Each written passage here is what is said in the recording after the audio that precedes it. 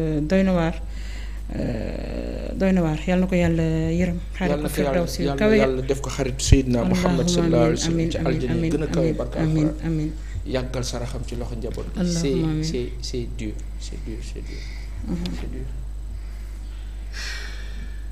lii lan la. bés bi le jour jeudi 5 octobre.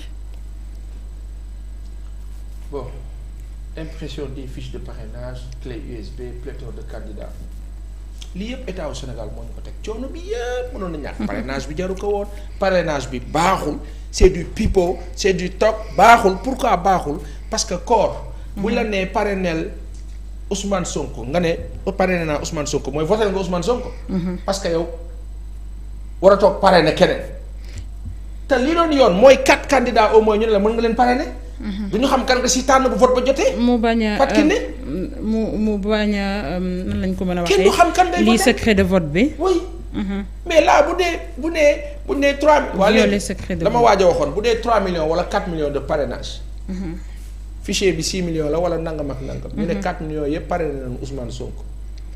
kon Ousmane Sonko gagné na voilà. après ñu ne non mais c'est pas évident ki ma parrainé mu voté parce que le vote est secret certes mais après 186 wala 157 candidats wala 175 candidats yi ma dégg sànq ci fajar. 175 candidats. non on est à 206 candidats. ah kon ñii xanaa sud dañoo nekk en retard ñoom ñuy wax 105. 206. waaw léegi 206. état au Sénégal yéen ngeen ne da ngeen di tabax Sénégal mu avancé yéen du ngeen tabax dara.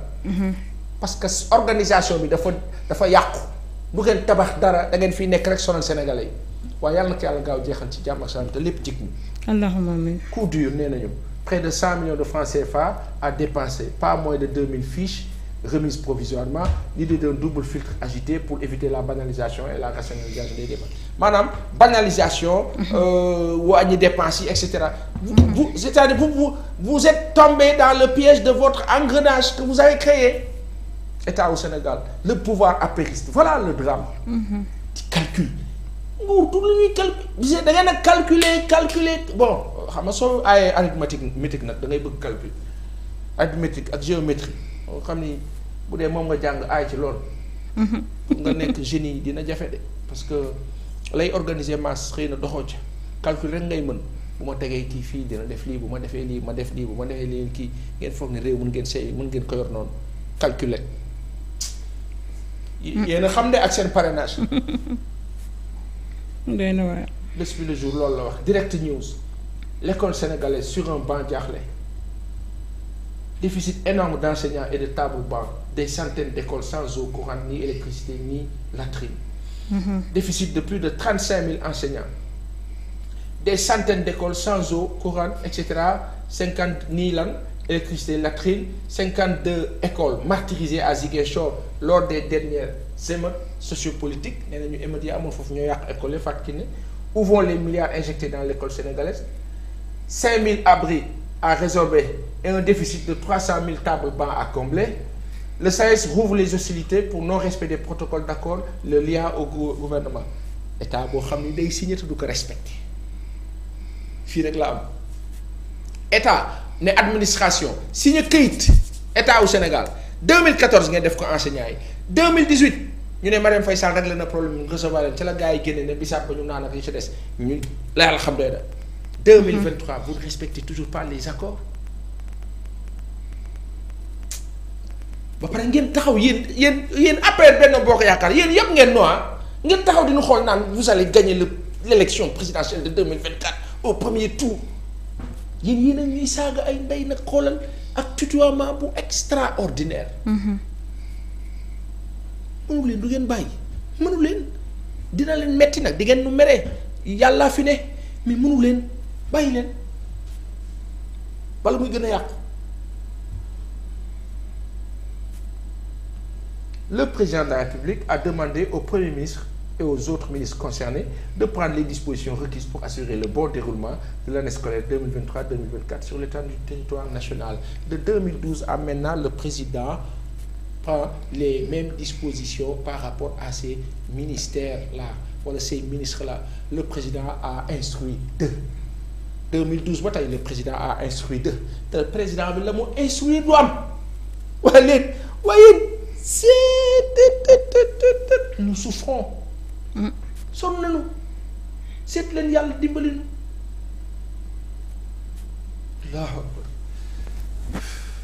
Enquête. Fin de la présence militaire française au Niger. Persona non grata au Sahel. Instruction de Macky Sall, année scolaire 2023-2024. Une audience prévue ce vendredi pour le cas Ousmane Sonko. Africa expose les sombres augures de la Banque mondiale. Rapport. Championnat du monde sourds-muets yi. seetaan nga leen dem. non seetaanu ma leen. kenn seetaanu leen. mais ils étaient en demi-finale de coupe du monde. RTS sax tegu ko. RTS tegu ko kenn tegu ko koor dinaa la wax ci sourds-muets yi. bàyyi ba après dinaa la si wax. Bon, la Mauritanie et le Bénin refusent d'accueillir les 1500 soldats français chassés du Niger. yow génn leen ñeneen du ngeen génn dee ne da ngeen di nekk Afrique te yéen Charles de Gaulle taxaw ne américains yi génn leen France te pourtant américains yi ñoo leen sauvé ak africains yi ba allemand yi jëluñu seen dëkk bi tey aujourd'hui tey bu démb doon tey France allemand la ñuy làkk du ñu exister. africains yi leen jàppale ñu war africains yu bëri ñu nga des Strasbourg ña ca des ñu ngi leen indi fii Caaroy faat leen trahison pour bañ leen fay seen ay droit ay xaalis ñu bon tey sénégalais wala africain ñooy taxaw di jàppale français yooyu pour ñuy gën di faagaagal ay africains yàq jot ngeen foog ne lii kilifa yi waruñu toogaat xoolaat seen bopp xoolaat décision yi ñoo jël xoolaat ne ay askan la ñu amal affaire ñii Mauritanie am na fulla bu toll ni bu ngeen fa wàcc beneen idem yàlla bu ñu fi ñëw xolli yàlla bu ñu fi teer de ñu ngi wut fu ñu dal yàlla bu ñu fi dal na nit ñi dimbal déjà ñi fi nekk rek problème la man bala ma xol di jeex nga ñëw ba toll buntu kër président Macky Sall Mermoz non camp militaire français ba di tey te fu ne nag ci réew mi nu nga fa moom nu nag téenu xot nu jël suñu économie ne ci ñàpp bu pare ñu naan Sénégalais yi bu kenn wax journalistes yi noppi leen na ñëpp noppi bu kenn wax te ne suñu biir dëkk léegi ñun ñooy les étrangers dans notre pays xool leen ak seen ay sànq yal nañu yàlla musal ci ñii amiin réew bu nu dem taal ko yal nañu ci yàlla musal yal nañu ci yàlla musal yal nañu ci yàlla musal ak suñu njaboot ak ñëpp allahumma Mauritanie nee na du ngeen fa dal benn nee na du ngeen fa dal yéen a xam fu ngeen di jëm ñibbi leen Charles de Gaulle ba leen américains yi sauvé fa dafa ne américains yi maintenant vous ne restez pas en France vous prenez vos armées vous rentrez chez vous nous pouvons gérer ñooñu génn ñibbi tranquillement Fatou Kiné d'accord ñooñu génn ndànk ñibbi waaye yéen na ñu leen bàyyi leen ngeen ne dee du ngeen bàyyi 24 heures Afrique xoolal koor ci jamono xam nu ñu daan def summi dàll rek sànni ndax mer waaw daraan am mel ni iranien ba mu meree George Bush summi dàll bi rek tekk ko xoolal Afrique la Banque mondiale crée une baisse de la croissance de 3,6% à 2,5 en 2023 xoolal xam parce que en fait c'est du toc boo ko waxee nag boroom xam-xam yi ne la non mais attends ce gosse il n'a rien compris c'est du toc parce que croissance bi africain yi jotuñu si gis nu ko lu tax banque mondiale du wax ci France lu tax banque mondiale FMI du ñu wax ñooñu du pour ñoom quoi lu tax du ñu wax ci économie chinoise lu tax du ñu wax ci économie Corée du Nord lu tax du ñu wax ci économie Iran ak ñeneen du ngeen wax ci économie Amérique le pays le plus endetté au monde banque mondiale yéen du ngeen wax ñooñu kon bon ma bàyyi noonu baatu waaw ma bàyyi noonu le pape François sur le réchauffement climatique mu ngi alerter moom itam et il a raison présidentielle 2024 Hadjibou Soumaré candidat de l'espérance candidat yi moom ku nekk di nga jaay sa bopp di nga xool noo dee jaay sa bopp branle-bas judiciaire Ousmane Sonko face à sa radiation des listes électorales et au dossier du parrainage bëgg na ci bopp réew mi yàlla na ko yàlla boole ci élection yi def mu gagné peut-être gën na ci bopp réew mi Ousmane Sonko yàlla na ko yàlla boole ci élection yi sax nag ndax sénégalais am nañu droit dundee seen yaakaar ba xam nu muy mujjee yéen aay ngeen am ngeen talent mën ngeen du ngeen di bàyyi ñëpp bokk rek ngeen xool nga xool nu ngeen mënee. yéen ay organiser élection yi opposition bi moom nooy na nooy goo xam ni mënul xeex beneen candidat wala beneen quelqu'un d'indépendant organiser élection 2024 yi le président part kay quelqu'un d'indépendant président Sall loolu jekk war nga ko mën a wax mais l'opposition elle n'est pas hargneuse. Elle n'est pas forte pour imposer quelqu'un qui ne soit pas de l'APR Benno Bokk Yaakaar mais c'est le ministre de l'Intérieur de l'APR Benno Bokk Yaakaar qui va organiser man de gëw ma ne ñoom ñu organiser perte xoolal di coow li bëri lépp nag APR organiser perte gëw ma loolu cette grandeur là gëw ma ni APR am nañ ko de yaakaaruma ko de s'ils organisent ils vont gagner xanaa sénégalais yi bañ a d'accord waaye de lii ma gis nii moo tax yàlla na jàmm rek am ci réew mi yàlla na jàmm rek am yàlla na yàlla muccal ñu ci musiba maa ba kumba yooyu. parce que APR dama xamul fan la ñuy taxaw ba ne sénégalais ñun ñoo gagné waaye lii wër bu wër mooy ñoom duñu organiser di jox bàyyi keneen muy gagné ndax seen taxawaay ñu fi jàngat ba léegi boobu ba léegi.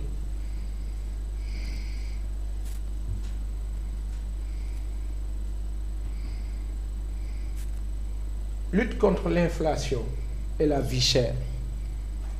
Macky Sall exige un rapport exhaustif. Le Premier ministre Amadou Ba et le ministre du Commerce Abdou Karim Fofana sont sommés de le déposer avant fin octobre 2023 balaa fin octobre nit ñu bari nañu ñàkk seen bakkan ndax réew mu metti ndeysaan ils sont même pas dans l'urgence même dans l'urgence ils sont pas dans l'urgence monsieur le président lii soxlawul rapport de wallaahi soxlawu ko président nga baal nu rek lii soxlawul rapport information bi leer na nañ il suffit juste de prendre la bonne mesure les bonnes décisions et de pouvoir imposer à ces institutions qui pilulent et qui nous fatiguent la bonne solution pour les populations si vous ne pouvez pas imposer cela vous aurez beau demander des rapports mais du mujj fenn on va souffrir le martyre voilà désolé de le dire aussi.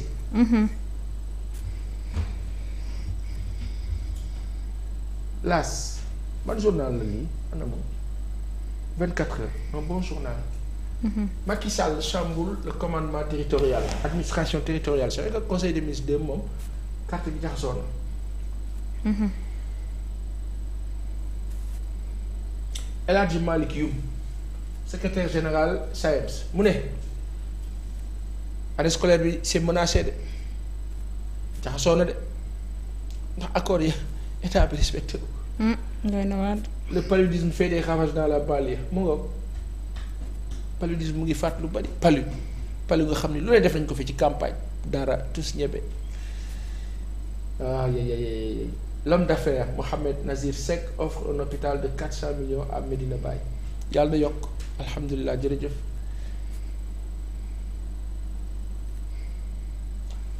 Renforcement de la vocation républicaine de l'école les 7 commandements de Macky Sall.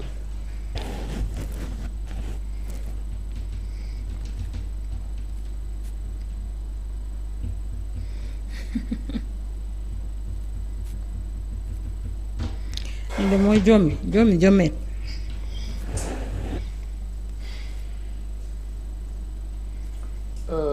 Le regard. mu ngi nii président Sall nee na état bi jël gouvernement bi jël les mesures idoines pour affaire bi normale école bi normale mais président certainement vous avez les journaux aujourd'hui aussi peut-être pour xam ne que y a pas d'eau y a pas de toilettes dans les écoles pour xam ne y a 35 000 enseignants qui manqueraient pour xam ne voilà abri provisoire yaa ngi fi ba tey pour xam ne ay table banc amul pour xam ne ça ne va pas pour xam ne accords yi nga xam ni jàppoon nga ni wala waxoon nga ni dañ koy respecter France kenn respecté wul dara voilà le constat il est là il est amer hélas donc année scolaire bu difficile à quelques mois de l'élection alors vouloir gagner cette élection là pour dire qu'on est oui vainqueur au premier tour face à autant de difficultés dans ce pays-là, il va falloir être très fort. Vent de dégel entre le ministère de la Communication et TikTok.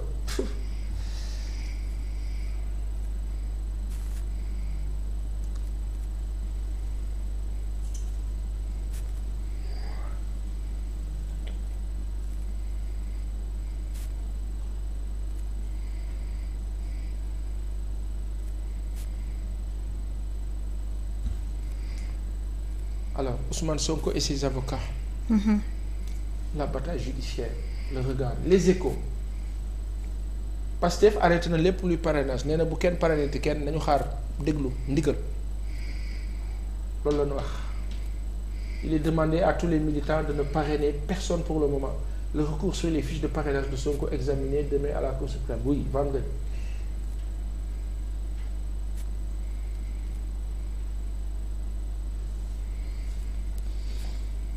Sénégal ak Mauritanie dañu bëgg a organiser CAN 2029 incha allah yéen ba leen CAN bi bàyyi Sénégal bàyyi leen CAN bi koor organisation Coupe d'Afrique du ndam fexe sénégalais yi seen dund normal loolu moo dee ndam c'est pas une question de prestige nous avons organisé nous allons organiser jaru ko lijjanti leen l'immédiateté yéen seen yoon ci CAN 2029 yéen ut ngeen 2027 doxuñu leen ko parce que maintenant ngeen ne day concentrez-vous sur l'essentiel. dañoo amagul sax infrastructure yi nga xamante ne. voilà mën nañu sonal population jëlaat xaalis ba dina ngeen ko fay pour du prestige. Quel prestige. non dina de ça sax tey suba ñu ngi déglu xawma kooku lan la ci sourds-muets yi autant pour moi bi ñu nekkee ci oto bi muy wax que ni fédération bi dafa mel ni football rek la fi nekkal mu mel ni ñoom it ñu ngi am ay ñaxtu. sport yëpp ay jooy. sport yëpp ñu ngi jooy lijjanti leen loolu pare soo ko lijjanti ndax vous pouvez organiser Coupe d'Afrique ak leneen ak leneen. waaw. Retour à la vocation républicaine de l'école. Macky veut des citoyens modèles.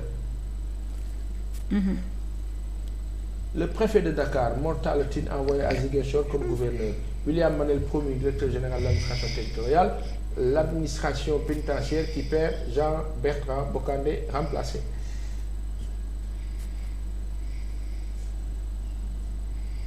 Président Sall yéen waa Sénégal président Sall mu ne dafa soxla ay citoyens modèles loolu la journal bi wax journal bee ko wax nag de man dégg nga fa président wax suivant le conseil des ministres d'hier le président Sall a besoin de citoyens modèles.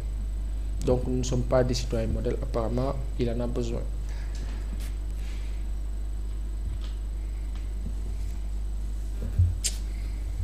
Allahu akbar, Allahu akbar, Allahu akbar kabira walhamdulillahi kasira wa subhanallahi bukratan wa asila.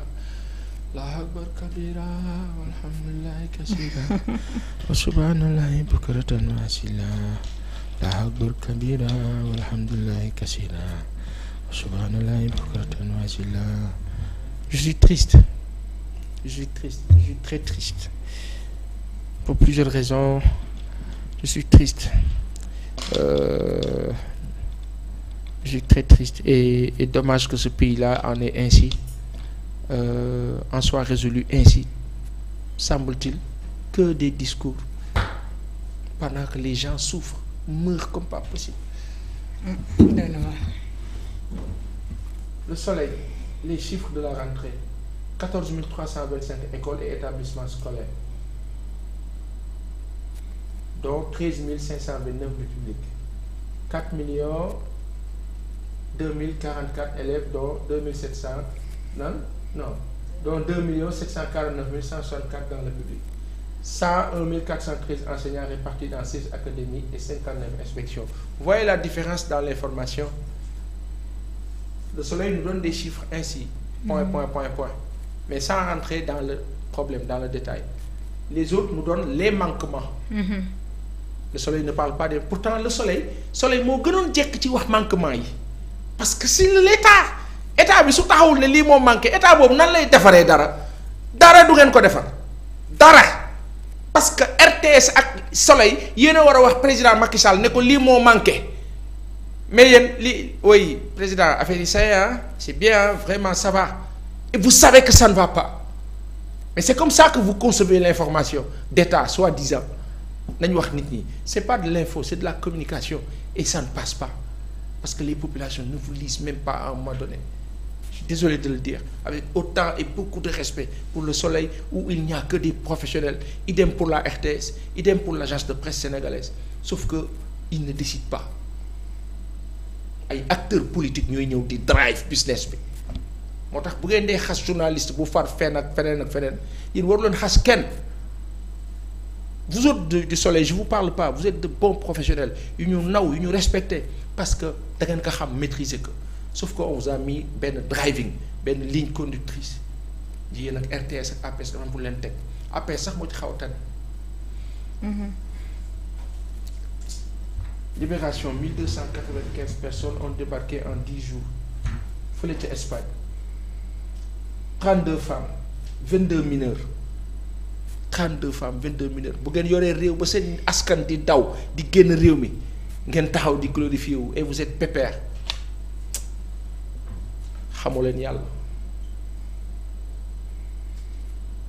4 embarcations au total 497 passagers. Une pirogue avec 240 Sénégalais secourus au large de Dakhla 4 blessés à l'hôpital. Sénégalais ñu ngi daw di fàq di génn. La Cour suprême qui statue sur Sonko demain inchallah. Macky libère les ministres ma xool lii li mu doon ni waaye yow li la mu doon Macky Sall libère les ministres. Président Macky Sall wax na ministres yi ne leen fin de semaine day am remaniement donc dina am ñuy génn am ñuy dugg wala ñoom ñëppay toog qui sait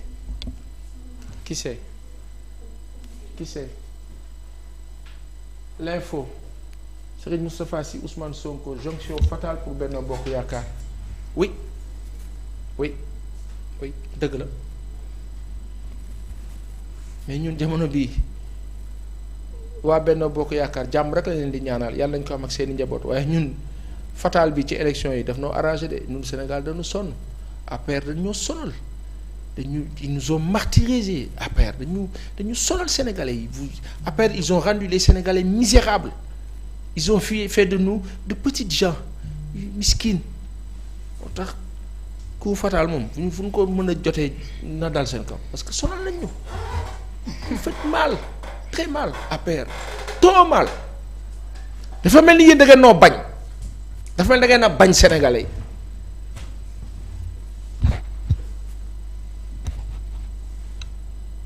Sénélec mu ngi nii le courant ne passe plus facture de la démesure explication de Pape Demba bi tey déchet de la Sénélec départ de taxawu du groupe parlementaire de Yewwi Assemblée nationale déchamboulement en vue oui.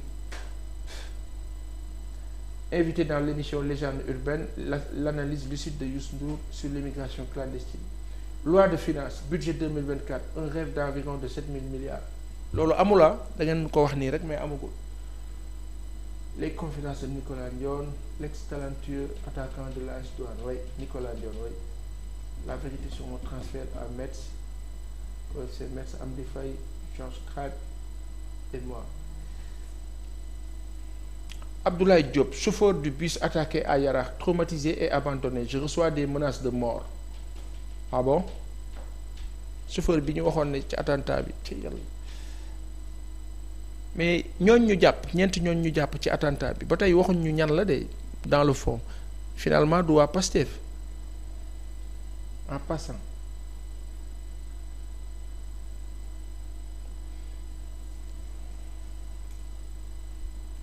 Diourbel, un an après le deuil sans fin des familles des 7 morts de l'explosion de la chaudière de Star Industrie ndeysaan Sénégal à chaque fois qu'il y a des cas des situations état bi dafa mel ni moom existé wul dafa mel ni daal ñoom dara méttiwu leen ñoom Sénégalais yi problème mu Sénégalais yi méttiwu leen ça leur fait rien du tout dara du ñu lijjanti dara. waaye nag bu leen nee non manifestants yi sénégalais dañu war a génn Dakar dañuy manifester suba non ñu mel ni nag ñoo xam ni ñoo yore Nations Unies fees dell ci dëkk bi sonal sénégalais ça pour ça vous êtes disponible.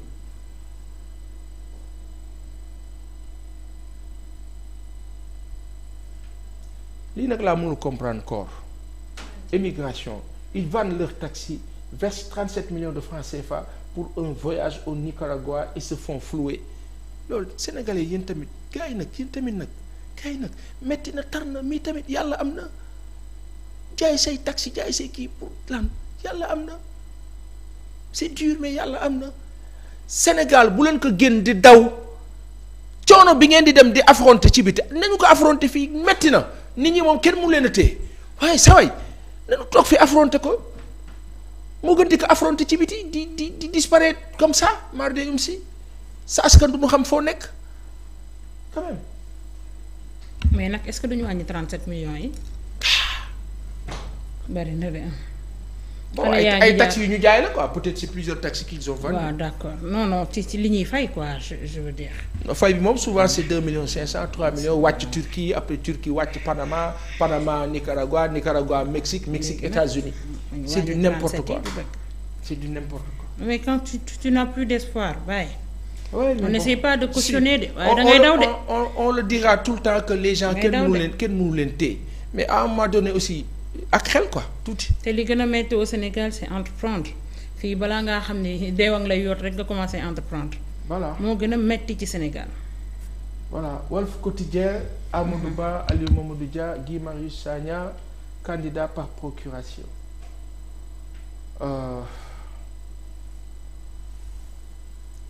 Pauvreté dans les zones minières la réplique des entreprises au PM comme PM daf ci wax Walf nee na entreprise yaa ngi tontu puissance de feu des terroristes transition qui perdure la CEDEAO s'emmure dans le silence CEDEAO kat moom day xaar ndigal waaye ka ko war a jox ndigal fi mu ne talu ko can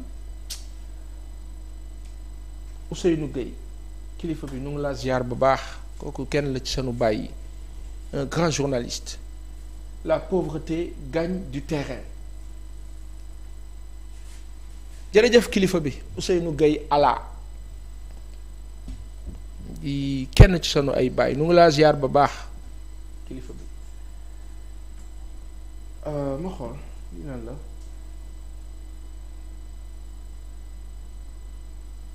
Real Madrid dañu am benn big man Ismaïla Diagne ok fële ca Liga espagnole Hadjibou Soumaré sur le dossier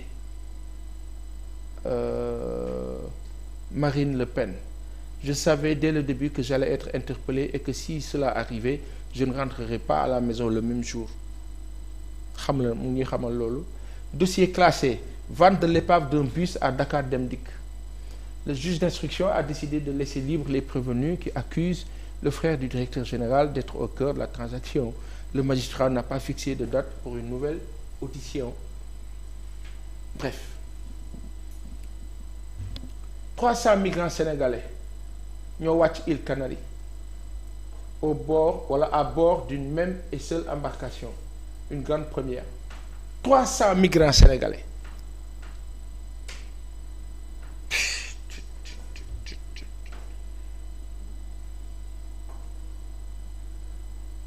deux 268 góor ñoo ci nekkoon ñaari téeméer juróom benn fukk ak juróom-ñett ñoo newoon di ay góor 10 mineurs 2 femmes soit 280 migrants c'est le plus grand nombre de passagers jamais arrivés sur une seule embarcation. Sur la distance de 1700 km qui sépare le Sénégal des Canaries, 1700 km, la traversée est particulièrement dangereuse en raison des vents violents et des forts courants. Résultat, depuis 2023, 140 migrants sont morts ou ont disparu durant cette traversée selon l'OIM.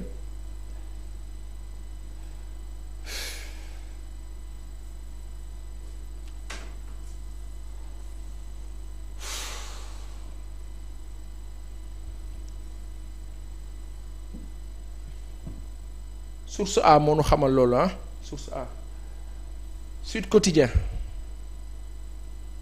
le coup KO de Macky stratégie du président de la République pour élire Amadou Ba dès le premier tour à la présidentielle de 2024 voilà une forme de communication ngeen baal ñu kilifa yi nekk foofu ci sud voilà une forme de com maintenant on met dans la tête des Sénégalais le premier tour APR benn fan ngeen dee jaar yéen du ngeen am sunu kersa tuuti ban ku kaw lan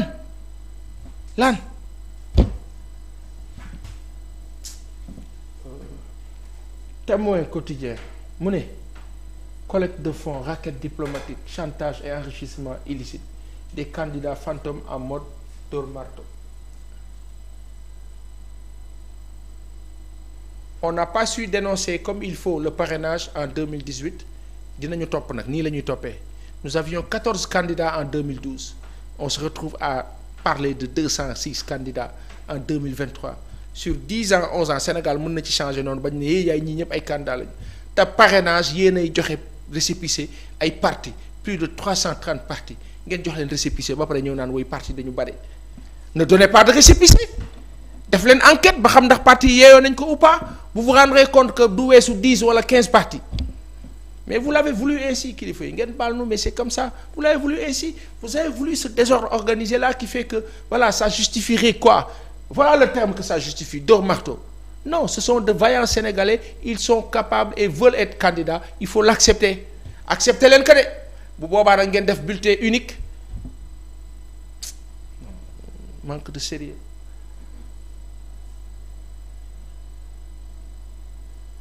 ñu ngi ci sport enfin parce que finalement journaux yi day bare quoi dafay bare et on est fatigué on a envie aujourd'hui d'ouvrir les journaux xam nga lan la ñu bëgg koor ubbi journaux yi 4 heures du matin journaux yi ni ñu koy jotee bu nu ko ubbee ñu gis ci Sénégal am na or nangam Sénégal am na diamant nangam il y a un journal qui en a parlé aujourd'hui je l'ai pas vu xamatuma kan la ils ont parlé de l'or avec 500 et quelques milliards bu ñu gagné ak xaw ma lan sur les niches de paiement de recettes fiscales etc mais la presse doit nous dire ñaata la ñu am ci lithium ci gaz ci pétrole ci zircon ci calcaire ci phosphate ci lépp alal jurul jeexante Sénégal mais l'incompétence de certains gens moo ñu jural coono bi yépp te xoolal li gën a yéeme nag ci mbir mi ki ne accord dañuy signature yu bon ba pare dem bàyyi ko fi voilà le mal d'Afrique dañuy signer yëpp bon yàlla moo xam mu jël leen fi yàlla na yéex te rafet moo xam ñu tawat da nga ciy gis koo xam ne yàlla na ko yàlla dimbali day tëdd sonn tawat fekk signé na loo xam ne lor na ay askan kooku nan laa lijjantee boppam xanaa ñaan yàlla dimbali ko moo tax li ngeen day signé da leen ko xool signé rek muy neex nii c'est bon pour la famille vous êtes bien tranquille ndeysaan moytu leen yéen a ngi signé le bon pour seen askan. Zoss est le favori Ada Fass ne le respecte pas Cheikh Nguer décortique le choc de dimanche Zoss day bëre ak Ada Fass d'accord bon bref sunu làmba Wiw Sport nee na joueur du mois Pape Matar Sarr c'est très bien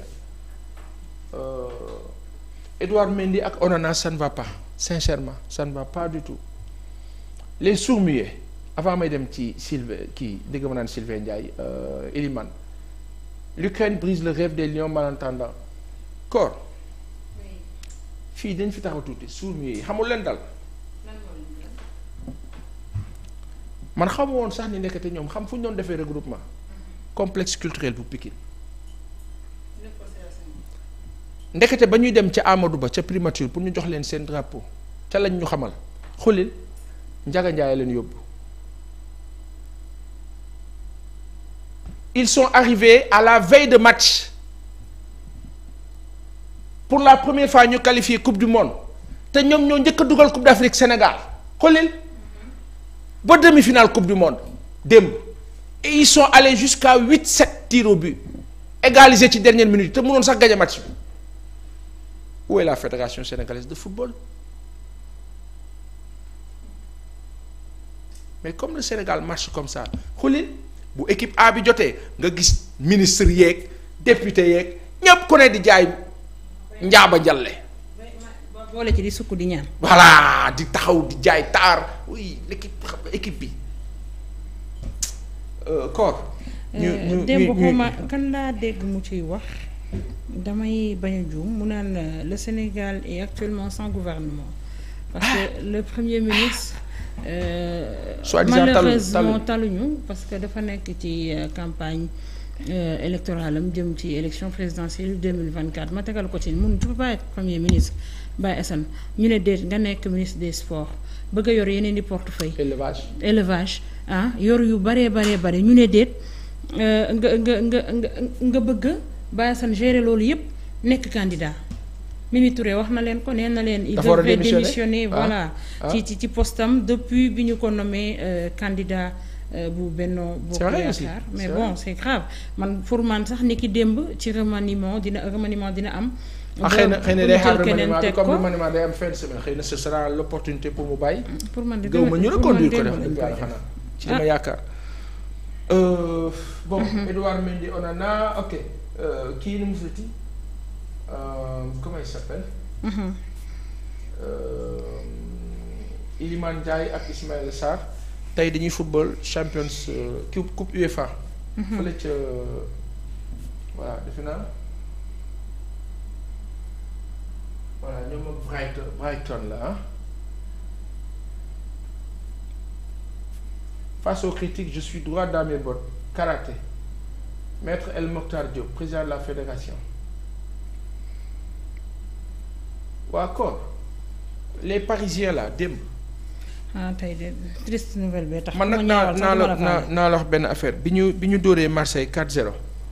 man xamoon naa ni weer wi duñ ko génn te pare delloowuñ ko kaatam yooyu xaw ma nag man ma delloo ko ñun waa Marseille wala xam mais kaat yi moom delloo nañ ko. waaye yéen delloo leen ko rek. waaw moo tax delloo leen ko c'est essentiel démb Mohamed Ene débriefam ba jar na 100 milliards. L'homme de Marseille.